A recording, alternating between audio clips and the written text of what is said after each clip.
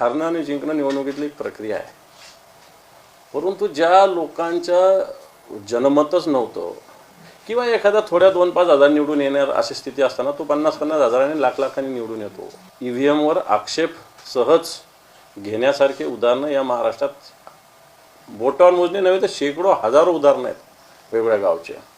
आणि मग सगळ्यांचं जर असं म्हणणं असेल तर तुम्ही जर याच्यावर EVM पण जिंकणार ठीक आहे ना, बॅलेटवर पण जिंकाल ना तुम्ही. जर तुमचं एवढंच जनमत आहे तर बॅलेटवरही जिंकाल तुम्ही, पण बॅलेटवर निवडणुका घेण्याची भूमिका का घेत नाही? हरणं आणि जिंकणं निवडणुकीतली एक प्रक्रिया आहे.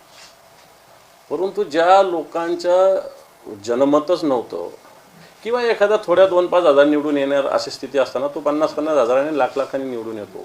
EVMवर आक्षेप सहज घेण्यासारखे उदाहरणं या महाराष्ट्रात बोटावर मोजणे नव्हे तर शेकडो हजारो उदाहरणं आहेत वेगवेगळ्या गावचे.